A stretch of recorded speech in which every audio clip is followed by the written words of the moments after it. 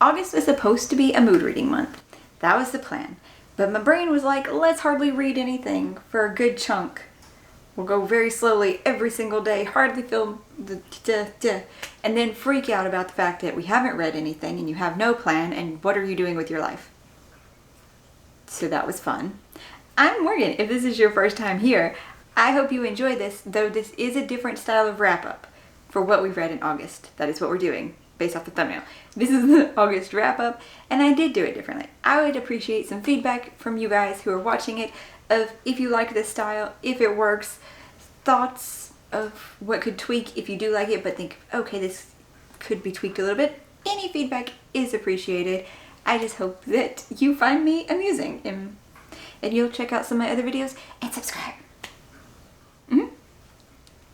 Overall, I got 5.5 books read though. That's the only stat I can give you off the top of my head because I did not write any of the other things down to bring in here to do the intro clip that I needed to do.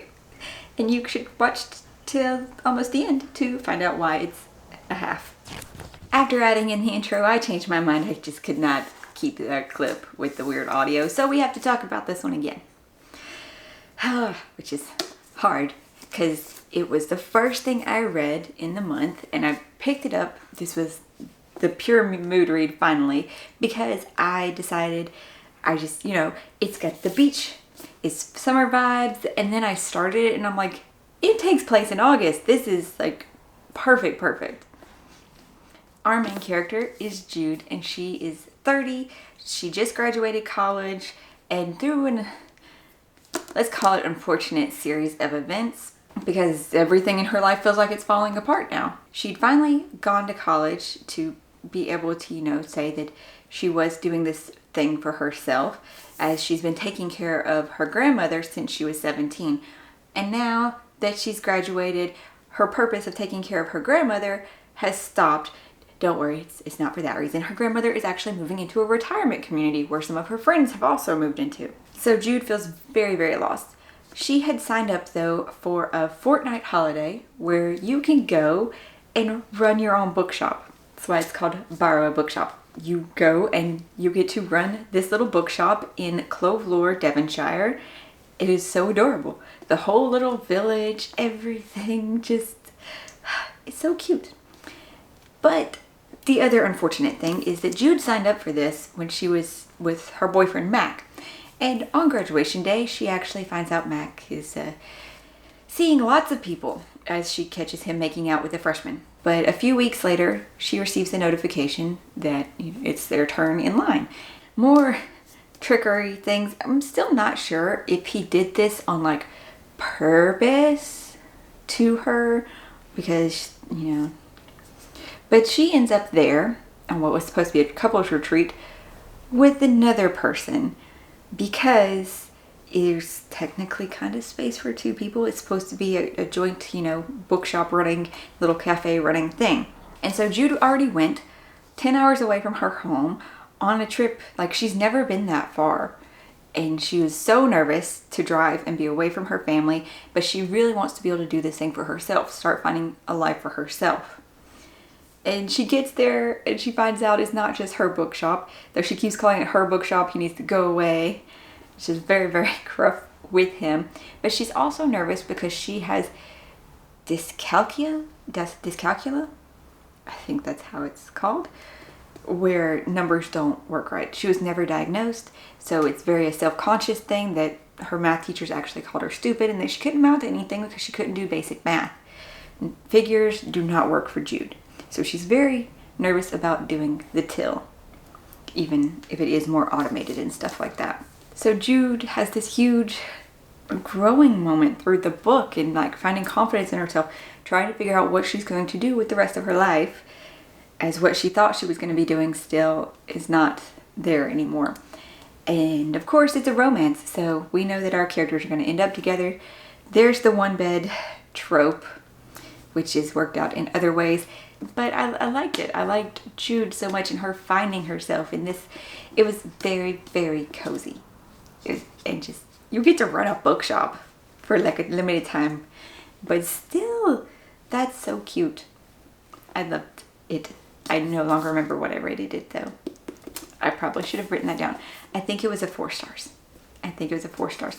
And this is the first in a series, actually. There are more books following different couples, obviously, probably, but at the bookshop. I must find those. We're back with our second update of the month. It is, wow, this was an interesting month to try this, as I was like, okay, we record through the month of what we read. We've got this. I might read 3 books this month. That might be it. That might be it. It's a very achievable goal, and if that's all you read in a month, that is perfect. I just feel, as someone who reviews books for you, that I'm probably supposed to read more. Not the point. Words of Radiance, though, I mean, this is a chunky book. I don't know why it took me so long, though, at the same point. And I was enjoying it, right? Yeah. I'm going to do the review for it. Super nervous again for that, especially because this time I feel like I have less to go into, because like we already talked about the world building, and I swear I thought I was going to be able to talk about the magic system more in this one, like with the things and what causes it and what, but it took so long for them to figure out things through the book that it might be a spoiler, so I still have to wait till the next book, I think. There were so many things in this one, though. So many things with Kaladin and just the... It's not even wishy-washy. I mean, it's his growth and his depression and mental state as he is coming into this time of the year where he generally does feel more darkness and stuff. And you see that portray, and also the huge amount of trust issues that Kaladin has. But Shallan is also our shining star here, as you see what has made her into the person that she was when you first met her.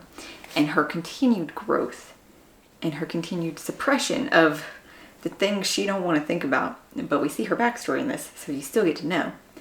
And my biggest takeaway, though, is I wish that I knew from when I first read it if I'd caught on to this fact.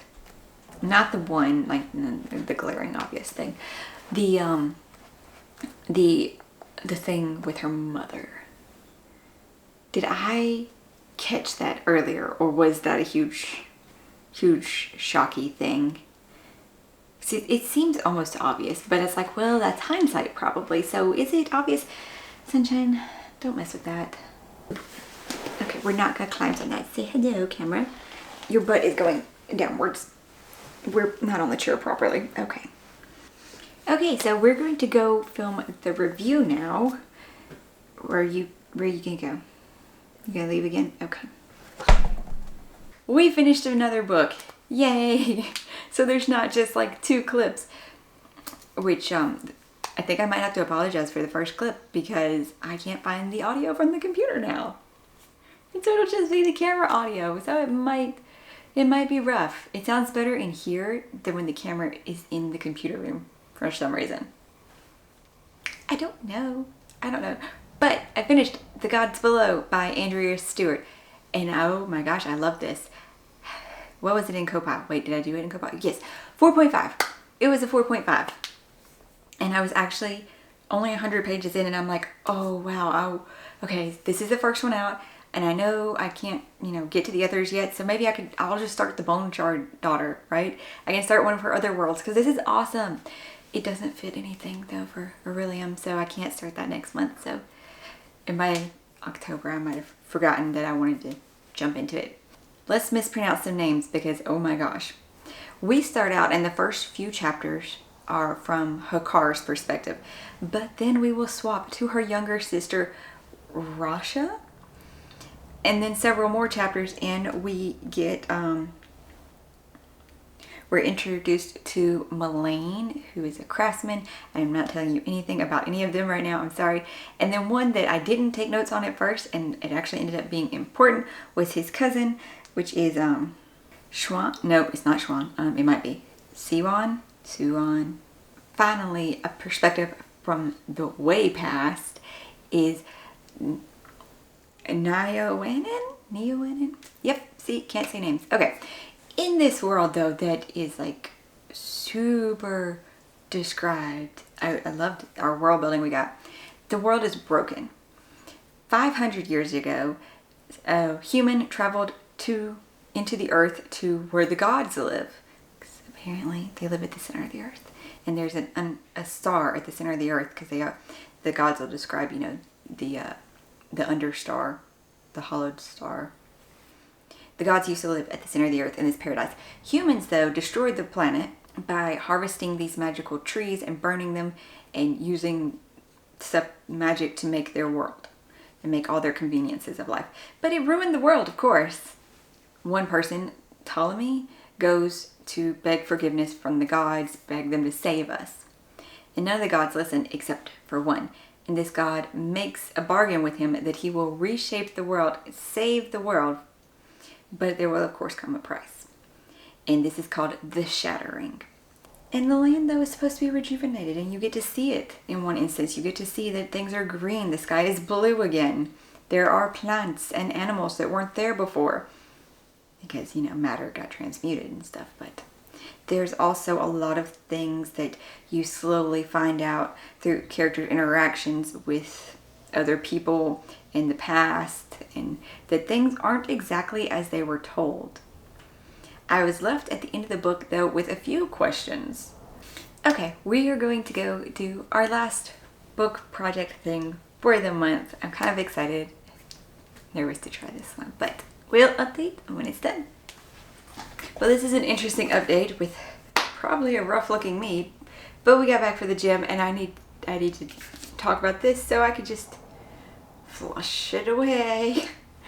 I read A Curse of Blood and Wolves for an project that may or may not come up before this video. I haven't determined yet which order I want to put them up in because this is supposed to be the August wrap up, so I should put it up closer to the end of August.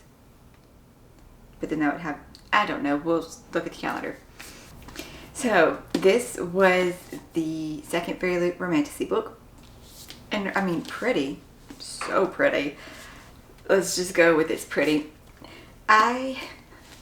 This is definitely one that just should have stayed in the paranormal romance genre. Because outside of the fact that he's a werewolf, there's no fantasy. Well, there's more than just werewolves. There are other magical creatures. There's dryads, there's witches, seers, which are different than witches, and obviously very, very rare. That comes up a bit in the book. Though it comes up, it does not get involved into the plot, even though that is the entire plot.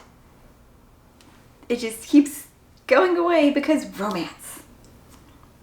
Okay, it's not that the book was awful, because I finished. I'm still not entirely sure why, but I'm going to go with it. Got the audiobook through the library, even though I don't recommend the narrator.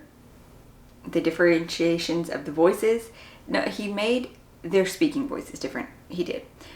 But having the gruff werewolf voice, it was very hard to take seriously. So this book, though, follows Ruby, who is just a normal human bartender trying to take care of her sister, who keeps noticing a presence following her through the woods, and she anticipates feeling his eyes on her and hearing that he's there. It comforts her, knowing that he's there to walk her home through the dark, scary woods every night.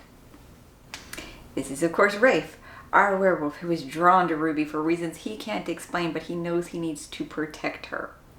And then they actually meet one night because she gets attacked by a werewolf, like another one. There's two tropes. Though Rafe's is very well explained, I will give it that. I didn't in my earlier thing I said, but I'll give it that. Because he had past trauma surrounding a relationship with a human. So I get he's like, I'm dangerous, I have to go. And then, we had to go through that several times, unfortunately. Ruby's I hated so much at the beginning. Is she's like this strong female. She has to take care of her family. She has to take care of everyone. I don't need anybody's help. I don't need your protection. From werewolves, lady, from werewolves. She did get over that, though, much quicker than Rafe did. Thank God. But what the book really, it's just the romance. It's just their relationship happening, and it tries to be slow burn, but there is spicy things happening before the ultimate culmination. So, but we're trying to figure out why Ruby was attacked. What's going on maybe with her sister, her older sister, who they live together. And also, yeah, what's going on with their own relationship, mostly their own relationship. Everything, the central thing about her sister comes up, and Ruby's always worried about her sister. It's blown away in the wind by angsty relationship drama. Until the last page, it wants to bring it up again, as it's a big pivotal cliffhanger. Well, it wasn't so much of a pivotal thing through the entire book. Even though you kept bringing it up like it was important, and you feel like it's important, and it should be important. And in any other book, this would be the main plot as important, and it gets resolved. Let's go with it's a romance 3, not like a normal 3. I feel like I need to create a separate spreadsheet for things like this versus things like Stormlight, because they are not on the same level. I was actually still surprised that it ended up being that, because this plot, I put it as a 4. Maybe I was generous with the plot. I guess I could have gone lower. I don't know, but that was this, and I managed to accomplish another book with it being a very short audiobook. It was like 2 days. So, will I have another update for this wrap up? That's what this is. Yes, maybe. I have one other one that we shall start in a moment, soon-ish, and I need to finish writing my reviews. My written reviews and the ones that go up on the Instagram and the blog, and I haven't. Except for this. Well, no, I think I have a few more sentences, but then it turns into a rant possibly, so maybe not. 2.75. Time to end the wrap up with the final books that I got read in August. Kind of. So the one that I started next but didn't get finished would be Gothic Anna by Runix. And I'm not sad about it, that I'm not going to keep trying with this. The Dust Jacket said it's Beauty and the Beast meets Dracula in this gothic dark academia. It has been a very, very long time since I read Dracula. I'll give it that. And yeah, I guess it was kind of slow paced. I think that's one of the things with gothic books. Maybe they're all slow paced. My dryer kicked on again. Okay.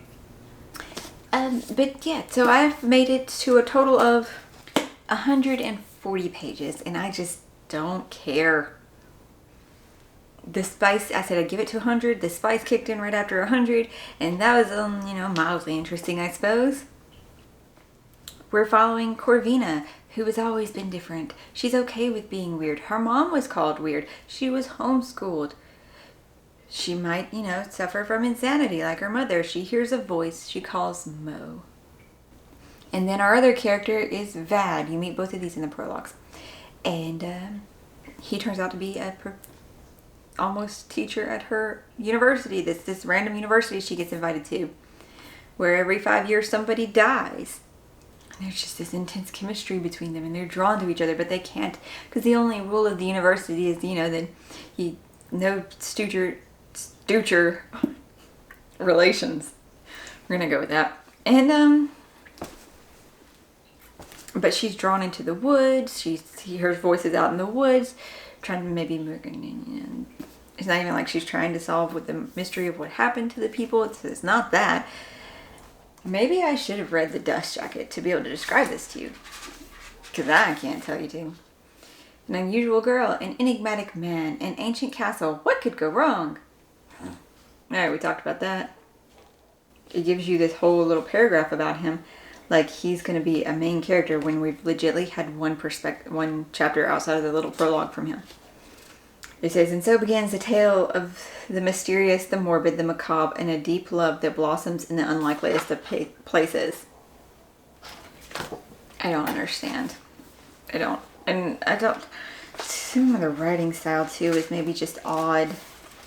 The last thing that I listened to this month would be Well Met, by Jen DeLuca. This is the third in the Willow Creek Renaissance Quartet of, there's a packing peanut involved, of contemporary romances. It's of course following a different set of people that are coupling up.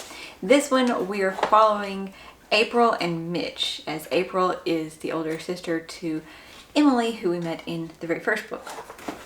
And Mitch is one of the local teachers at this school, while April's daughter, I think, What's her name? Cassie? Shoot, I should know this. She is a senior graduating, so April's going through all the thing of about to be an empty nester, and you know, feelings of having been a single mother this whole time. And Mitch is a little bit younger because he's like 31, I think. And so she's like, the age gap doesn't work. People wouldn't want to see us together. He doesn't really want me.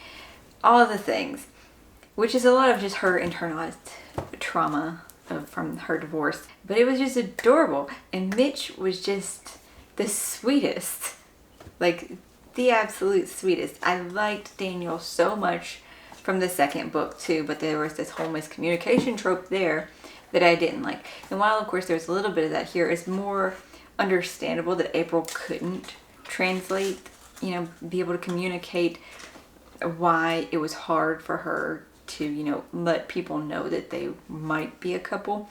Like, she felt very judged by the community, even though nobody was. The little Clausies are digging into the furnitures. Yes, they are. Say hello. Buddy, say hello. Don't bite me.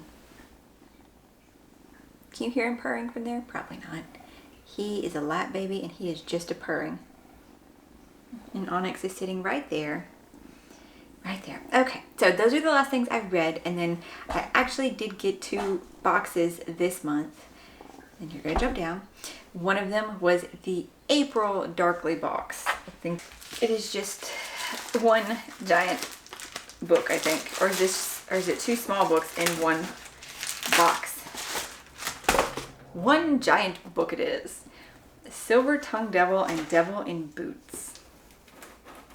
Why is there a D on the typewriter where there's normally a B? Weird. Oh, maybe for Darkly. Alright. Don't knock stuff over, guys, please. There was a barricade to try to keep them from getting down here, but they have figured out a way around that, and this update is taking longer than I thought it would. Okay, so our book itself, we have the skull and crossbones and kind of a map on all of it, and the end papers are very pretty. I will say that. Oh my gosh.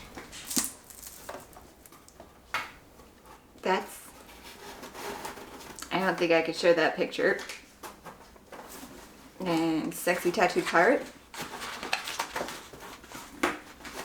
And the description, my gosh, guys.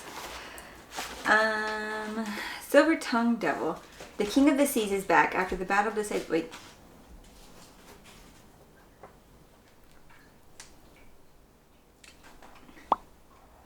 This is the first book, right?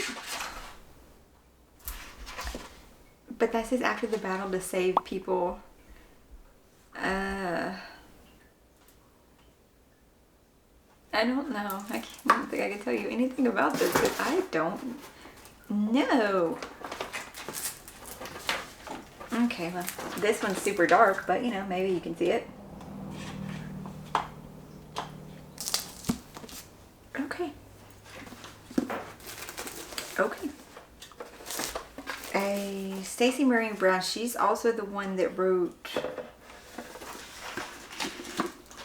the, I read a book by her. Okay, and the other one is the August Fairy Loot because I just had to. I was so excited to get, you know, read about this book and to get this book, and then they said that they were going to do it, and I'm like, okay, I won't cancel it yet. Okay, so the wrapping wasn't like great for this one, my gosh. But Long Live Evil. And it's all red. Okay. I actually really liked the purple. I think that is the original. But that matches, like, you know, her dress. A story for anyone who's ever fallen for the villain. And we have this, that, whatever that is. Longing for Revenge. Your brother has gotten into something. Oh my gosh. Covers messed up a little bit. Oh, cool. The So the series itself is called Time of Iron, and so that's what it says on this.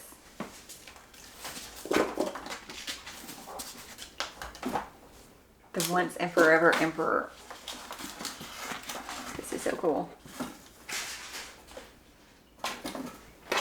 I really hope all the noises they're making in the background aren't too loud, and I have to try to like do some sort of a voiceover or something.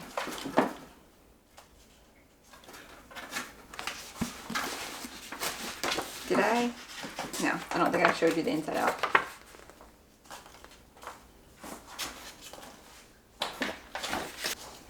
When her whole life collapsed, Ray still had books. Dying, she seizes a second chance at living, a magical bargain that lets her enter the world of her favorite fantasy series. She awakens in a castle on the edge of a hellish chasm in a kingdom on the brink of war. Home to dangerous monsters, scheming courtiers, and her favorite fictional character, the once and forever Emperor. He's impossibly alluring as only fiction can be, and in his fantasy world she discovers she's not the heroine, but the villainess in the Emperor's tale. So be it. The wicked are better dressed with better one-liners, even if they're doomed to bad ends. And ooh. That is different. I'm not going to read that part then. I don't remember reading that in any of the descriptions before. So that's really cool. Really, really cool.